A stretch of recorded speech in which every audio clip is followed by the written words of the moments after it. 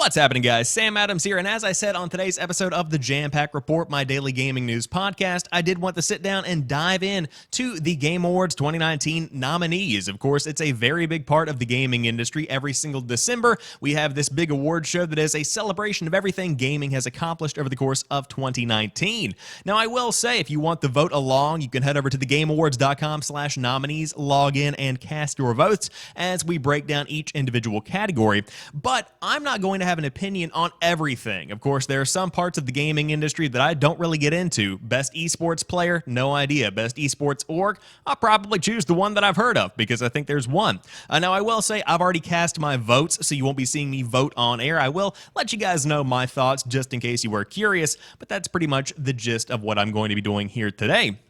So without further ado, let's go ahead and dive into Category 1, which is Game of the Year. Recognizing a game that delivers the absolute best experience across all creative and technical fields. You have Control, Death Stranding, Resident Evil 2, Sekiro: Shadows Die Twice, Super Smash Bros. Ultimate, and The Outer Worlds. Now, I will say I have not played it, but out of what I see here before me, Death Stranding seems to be the front runner when it comes to Game of the Year. I personally loved Resident Evil 2. I've heard fantastic things about Control, but the big point that I want to make here is the cutoff date for Game of the Year is November the 15th of 2019, which unfortunately takes out games like Star Wars Jedi: The Fallen Order, but does leave in stuff from December of 2018 like Super Smash Bros. Ultimate, which makes little to no sense to me, but that's a topic for a different day. If I did have to vote for each individual category, then for Game of the Year, I would absolutely give it to Death Stranding because I've watched a couple of hours of it. I'm planning on diving into it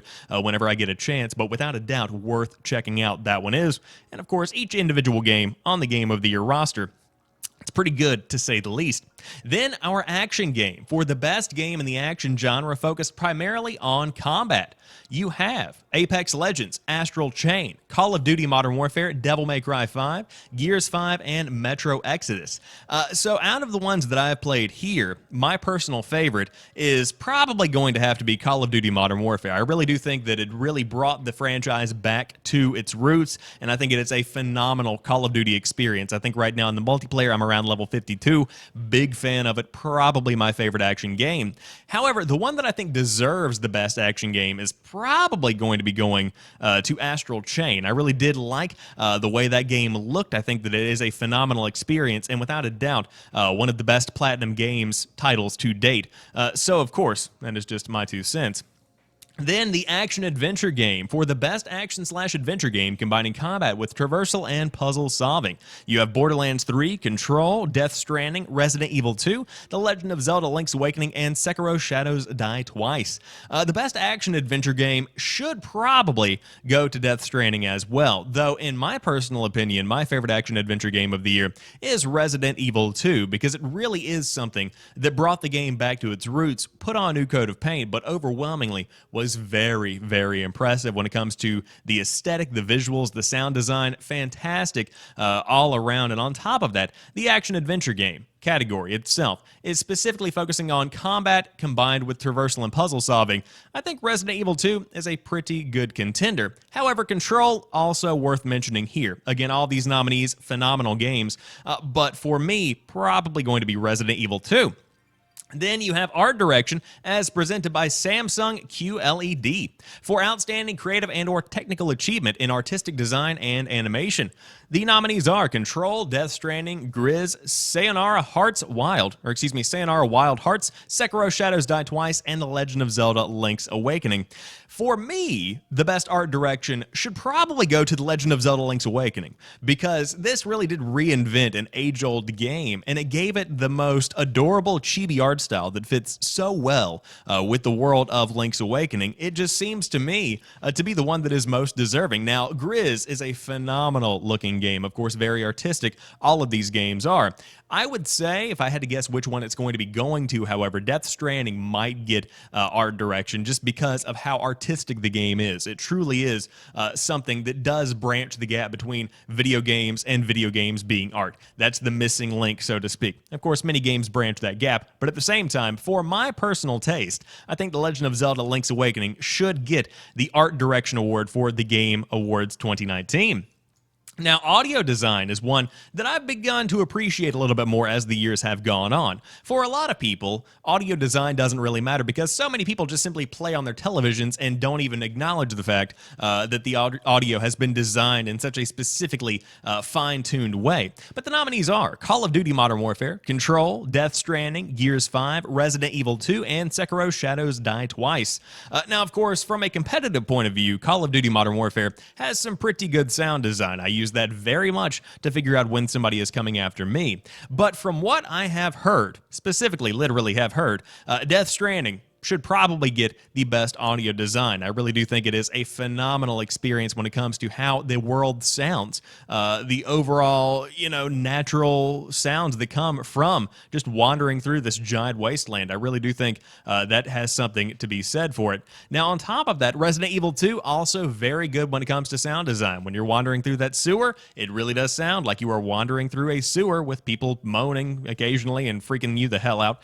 So, without a doubt, all of these nominees very solid, but for me, Death Stranding should probably get best audio design. Community support. Recognizing a game for outstanding community support, transparency, and responsiveness, the nominees are Apex Legends, Destiny 2, Final Fantasy XIV, Fortnite, and Tom Clancy's Rainbow Six Siege. Without a doubt, Destiny 2. Bungie did a phenomenal job when it comes to supporting the community over the year. Because at the beginning of the year, of course, still kind of controlled overwhelmingly by Activision, then breaking free, Bungie now owns everything Destiny 2 related, putting the game on Steam, making sure that cross saves are something that is possible, being able to unify all of your characters across each individual console. Unfortunately, crossplay isn't quite out there yet. They are saying they want to do that. But to be able to listen to the community over the course of a couple of years, and then throughout the course of 1 year, since you are now free to do so, make those dreams into a reality, that's very impressive to me. And so I, without a doubt, believe that Bungie should get the reward for the best community support. The reward, the award, whatever you want to call it. Content Creator of the Year. I mean, me, of course. Just kidding. I'm not that convoluted and self-absorbed. But the nominees are for a streamer or content creator who has made an important and positive impact on the industry in 2019. You have Courage, Dr. Lupo, Ewok, Gref G, and, of course, Shroud. Now, this one, I believe, could be a bit of an upset because I've heard of this individual here, the fourth one down, Gref G. I'm not exactly sure how you pronounce his name, but he is very popular with the Spanish-speaking community. And so, with that being taken into consideration, I don't know how big his audience is. I do know that he has a very sizable audience, but when it comes to the Content Creator of the Year that has made an important and positive impact, Dr. Lupo is unequivocally the one that has made the most impact in a positive way on the world overall. What a guy. I mean, Dr. Lupo has done so much for charity. He's such a good quality dude. The Dr. Lupo, hands down, should get Content Creator of the Year. Then we have eSports Coach. I don't care about any of these people, but your nominees are Eric Adrin Hogue, Nuri Chain Jang, Fabian Grabs Lohman, Kim Jong-un, not Kim Jong-un, just to make it very clear. Tiduan Merlos and Danny. Oh, God, I don't even know. Let's go with this guy. He works for OG. I've heard of that one. The biggest esports event, or the best esports event, recognizing a singular event across single or multiple days that delivered a best of class experience for participants, in-person fans, and the broadcast audience. I like this award category because I think it combines how people experience esports events, because you don't just focus on the in-person experience, you don't just focus on the at-home experience, you focus on the experience overall.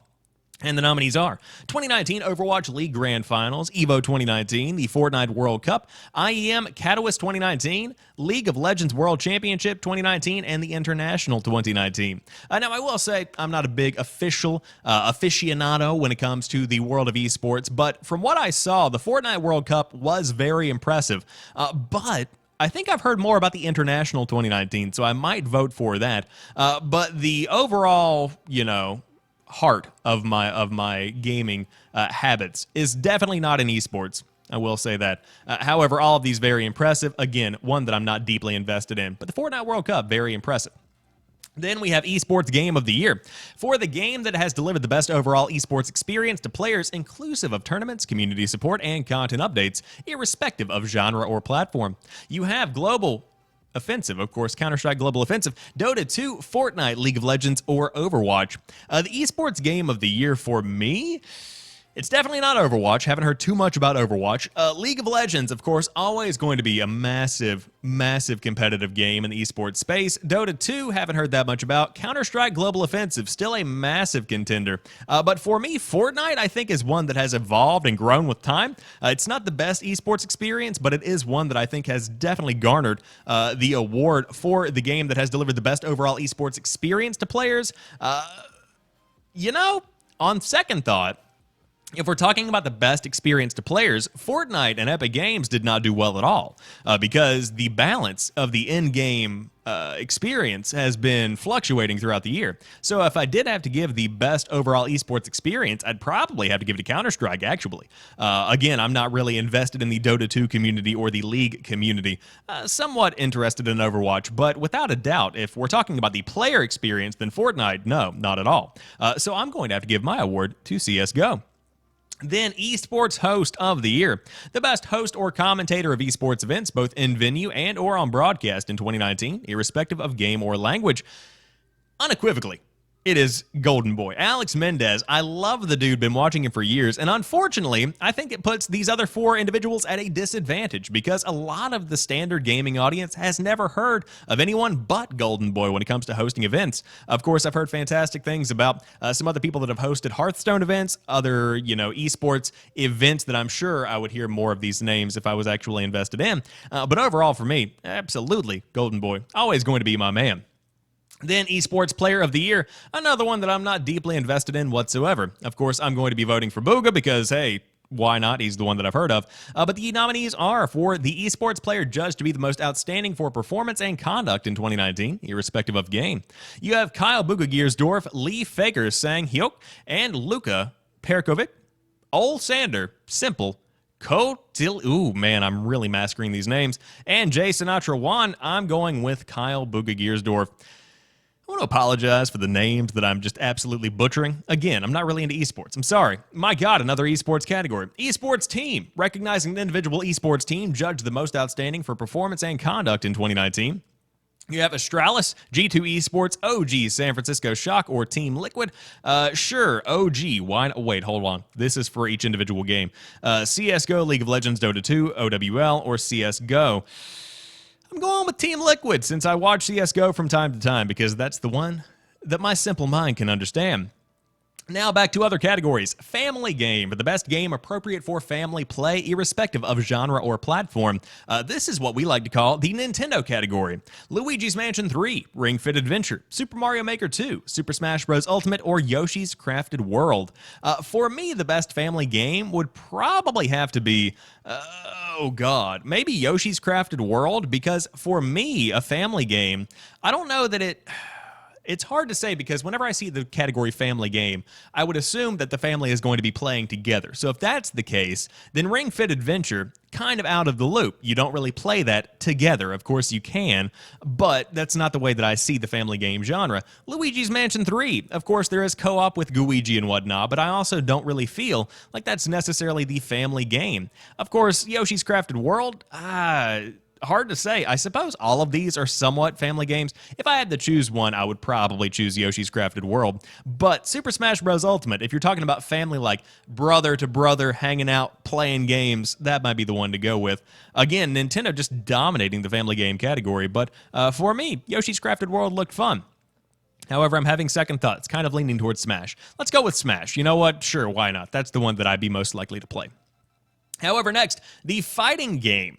For the best game designed primarily around head-to-head combat, you have Dead or Alive 6, Jump Force, Mortal Kombat 11, Samurai Showdown, or Super Smash Bros. Ultimate.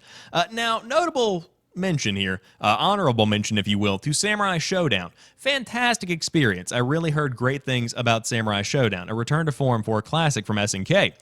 But the best fighting game, I would have to say, not Jump Force at all. Not Dead or Alive 6. Have you seen the monetization model on that thing? It's disgusting. Super Smash Bros. Ultimate, probably the best fighting game. I would have to give it that. But Mortal Kombat 11, also beautifully gory. Always a big fan of those beautiful, gory games. Then the fresh indie game presented by Subway, recognizing a new independent studio that released its first game in 2019.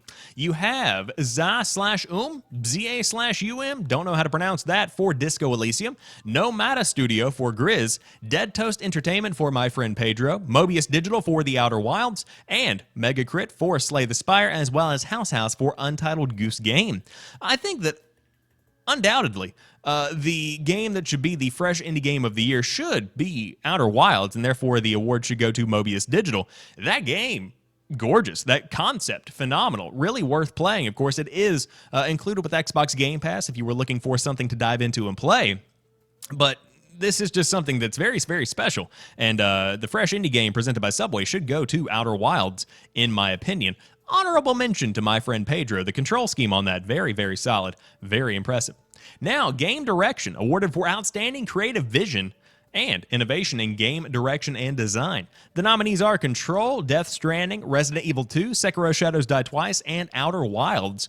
For me, Game Direction should probably go... I'm going to have to go...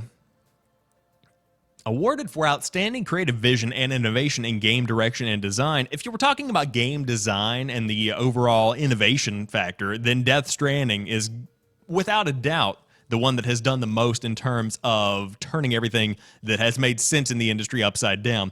There are so many people that I hear talk about Death Stranding, and they say, I don't know why I like this game, but I do. That's when you know the game direction is probably pretty solid. So for me, definitely Death Stranding. Then, Games for Impact, for a thought-provoking game with a pro-social meaning or message. Concrete Genie, Grizz, Kind Words, Life is Strange 2, or Sea of Solitude. For me, again, I haven't played any of these games firsthand. I've watched some of Life is Strange 2, couldn't get into it. Really a big fan of Life is Strange 1, though. Sea of Solitude, that game where the inner darkness is holding you back, that kind of thing. Concrete Genie, the kid got bullied. And then Grizz, just a beautiful game overall. So for me, probably Concrete Genie. I think that's a beautiful game, and I think that it definitely has an anti-bullying kind of message that is very applicable to a lot of society. And for me, the Games for Impact really comes down to the one that can make the most impact on a wide scale, not necessarily hitting one or two people, or a specific group of people, rather, but instead hitting somebody that has, or hitting a group of people that have been bullied overall. And I think that everybody has been bullied at some point in their life by one person or another, perhaps multiple at one time.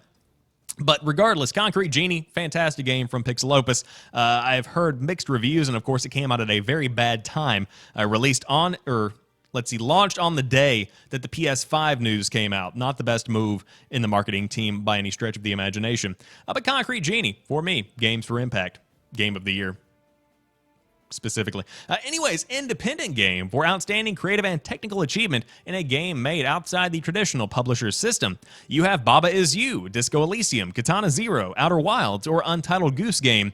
I think considering the viral spread of the game and considering just how much people adored it, Untitled Goose Game is probably got to be the independent game of the year for a lot of people. But for me, the most impressive game out of this entire category is probably Outer Wilds. So it's a toss-up between those two. Katana Zero, I've heard fantastic things about, but I have not had a chance to play it. The aesthetic looks like something I would be very into, but regardless, for me, it's probably a toss-up between the Outer Wilds and Untitled Goose Game. Best Mobile Game, the best game playable on a dedicated mobile device. Call of Duty Mobile, Grindstone, Sayonara, Wild Hearts, Sky, Children of the Light, and What the Golf. For me, Call of Duty Mobile is very impressive. I mean, it is something that rivals the look of the game on the PS3 and the Xbox 360. It's very, very good. You should definitely play it. And on top of that, the monetization model is not unfair, even though the game is free. I have not spent a single dollar, and I've probably played it for between 10 and 15 hours, I would say, something like that. But I've also heard really good things about Grindstone. Of course, this is one that was released alongside Apple Arcade. And whenever that service launched, people couldn't stop talking about this game. So that one might be worth a nomination as well. But for me, in the hands-on experience that I've had, Call of Duty Mobile definitely gets the mobile game of the year. Multiplayer Game of the Year. For outstanding online multiplayer gameplay and design, including co-op and massively multiplayer experiences, irrespective of game genre or platform. You have Apex Legends, Borderlands 3, Call of Duty Modern Warfare, Tetris 99, and Tom Clancy's The Division 2. It's a toss-up here for me as well. Apex Legends and Call of Duty Modern Warfare are the two that I'm really considering here. I love the fact that Tetris 99 is nominated. I respect it. I like it. Oh god, I love Tetris. But when it comes to the multiplayer game, I love Modern Warfare. Like I said, very big fan of the game. On top of that, the way Apex Legends has grown and evolved over the years, or over the year, is very, very impressive. I think that the amount of new content, the amount of new ways to experience the game, the growth of the game, the fact that Respawn has really seen a resurgence after Titanfall 2 because of Apex Legends, another thing that's very impressive overall. But for me, probably Modern Warfare. Again, Apex Legends, very much so worth talking about. But all of these games, phenomenal. Totally worth checking out each and every one of them. Tom Clancy's The Division 2, also a game that was very well received, and I believe sold fairly well as well. The best narrative for outstanding storytelling and narrative development in a game. You have A Plague Tale: Innocence, Control, Death Stranding, Disco Elysium, and The Outer Worlds. When it comes to narrative, I haven't played A Plague Tale: Innocence. I've heard good things, though. That's the one with all the rats. Control, again, I've heard good things, but I think overwhelmingly the narrative wasn't the standout factor in that game. Death Stranding. I've heard the narrative is still very confusing, but it is Hideo Kojima, so, I mean, it is what it is. Disco Elysium, have not heard too much about the narrative. For me, when it comes to the RPG elements in the Outer Worlds and the storytelling that takes place, I think the narrative award should definitely go to the Outer Worlds, just considering how well Obsidian places this world and how well they place characters and how well they tell this story of a human who has been sent to this colony. His ship gets lost and boom, here he is 70 years into the future. Very impressive world they have built overall, and the narrative goes along with it quite well. Then the best ongoing game. This one is a very interesting award for the modern day. Awarded to a game for outstanding development of ongoing content that evolves the player experience over time. Apex Legends, Destiny 2, Final Fantasy XIV, Fortnite, and Tom Clancy's Rainbow Six Siege. In my opinion, the best ongoing game. This is a difficult one because all of these have done very well in establishing themselves over time. But for me, I'm going to have to say the best ongoing game should go to Destiny 2 because of the fact that the game has come so far from launch. I mean, think about whenever the game launched, I believe back in 2017, if I remember correctly. When did Destiny 2 launch? Hold on. Destiny 2 launch date. This game launched September 6th of 2017. So considering the fact that it has been out for over 2 years and it launched, it hit, it was okay. Not a ton of people threw themselves at it. And then new updates came out. The game waxed and waned, came and went. And a lot of people kind of fell off. Then all of a sudden, boom, skyrockets to the top yet again. Bungie gets their independence from Activision, kind of like the Americans from the British. And boom, there you have it. This whole new world of Destiny is reborn in a way. And the fact that they, again, have enabled cross saves, the fact that they have been able to put the game on Steam for PC players, the amount of support this game has gotten is very, very impressive. Now, the evolution of Fortnite is also very notable. The continuous domination of Tom Clancy's Rainbow Six Siege cannot be glossed over. That is very impressive as well. And again, Apex Legends, it grew from February all the way up until now to become one of the biggest shooters in the world. Final Fantasy XIV, not that familiar with, but again, I've heard good things. But for me, Destiny 2, very much so, deserves the best ongoing game. The best performance, awarded to an individual for voice over acting, motion, and or performance capture. Ashley Birch as Pavarti Holcomb in The Outer Worlds. Courtney Hope as Jesse Faden in Control, Laura Bailey as Kate Diaz in Gears 5, Mads Mikkelsen as Cliff in Death Stranding, Matthew Peretta as Dr. Casper Darling in Control, and finally Norman Reedus as Sam Porter Bridges in Death Stranding. In my opinion, and again, this is just my hands-on experience, Laura Bailey as Kate Diaz in Gears 5, very, very good acting. Of course, Mads Mikkelsen, very good actor as well in Death Stranding. On top of that, Norman Reedus, my God, as Sam Porter Bridges in Death Stranding. Of course, Sam Porter Bridges in Death Stranding is going to win this award by all stretch of the imagination. There is no chance that any of these other people, aside from Mads Mikkelsen, have even a single chance. Of course, Norman Reedus probably going to get it hands down. But for me, I'm going to go ahead and go against the tide and say Laura Bailey deserves an award for her role as Kate Diaz in Gears 5. The acting in that was pretty superb, and I must admit, very impressed overall. But again, Norman Reedus, Mads Mikkelsen, the rest of these nominations, very, very good. But specifically those three are the ones that I would vote for if I could have multiple votes. But for me, Laura Bailey as Kate Diaz, very, very good. Now, when I do dive in and play Death Stranding hands-on, this might change. I could very well choose Norman Reedus. I just realized his name wasn't on the screen. There's Norman right there. But the best role-playing game. For the best game designed with rich player character customization and progression, including massively multiplayer experiences, you have Disco Elysium, Final Fantasy XIV, Kingdom Hearts 3, Monster Hunter World Iceborne, and The Outer Worlds. Hands down, The Outer Worlds. That's just simply what it comes down to. That is the RPG for the ages. Then score and music. Cadence of Hyrule, Death Stranding, Devil May Cry 5, Kingdom Hearts 3, or Sayonara Wild Hearts. And of course, this is the award for Outstanding Music inclusive of score, original song, and or licensed soundtrack. Death Stranding, phenomenal soundtrack. But for me, in my taste, Cadence of Hyrule is badass. I mean, you really need to dive into that if you have not checked out that soundtrack in and of itself. Very good game. Of course, this is the game that marries The Legend of Zelda with, what's the name of the game? Cadence of Hyrule. I can't remember the name. Cadence of Hyrule. Hold on. Cadence. We're going back to Google. Original game. I don't know how to describe it. I forget what it's called. I can't remember the name of it, but Crypt of the Necrodancer. There we go. It's based off of Crypt of the Necrodancer, and it is a phenomenal experience if you did want to dive in and check out the soundtrack for Cadence of Hyrule. Of course, Crypt of the Necrodancer, very good as well. Very rhythm-based game. Rhythm-based dungeon crawler is the best way to kind of describe it. But Death Stranding, very much so, also notable, and of course, soundtracks in general tend to be pretty good these days, but Cadence of Hyrule, for me, takes the cake hands down. Then for the best sports/racing game, you have the best traditional and non-traditional sports and racing game. Crash Team Nitro Fueled, Dirt Rally 2.0, eFootball Pro Evolution Soccer 2020, F1 2019, and FIFA 20. Of course, considering my taste, Crash Team Racing Nitro Fueled absolutely gets the sports/racing game of the year. But I believe this is a bit of a muddled mess of a category, if I'm being quite honest with you.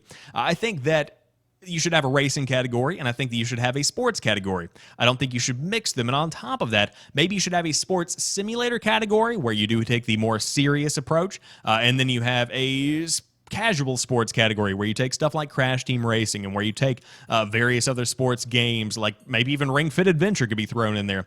I don't know. It just seems like a category that might be losing its kind of footing overall. But for me, considering this year's nominees, Crash Team Racing Nitro Fueled gets the cake. Takes the cake, gets the victory, gets the dub. Anyway, strategy game of the year. Best game focused on real-time or turn-based strategy gameplay, irrespective of platform. Age of Wonders Planetfall, Anno 1800, Fire Emblem Three Houses, Total War Three Kingdoms, Tropico 6, or War Groove. This is one that I am not well-versed in. Not a big strategy games guy. Anno 1800, I've heard good things about. I watched a bit of it as a streamer played it, but Fire Emblem Three Houses, I've also heard is very addictive. So if I had to give a award, I'd probably go with Fire Emblem Three Houses.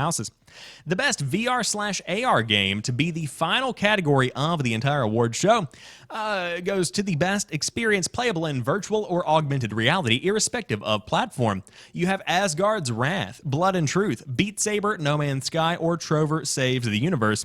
I think considering VR, and considering where it is, and considering what the tech is meant to do, Beat Saber is the one that really does bring home the cake, because it is simple, it takes full advantage of virtual reality, and it does what it does very well.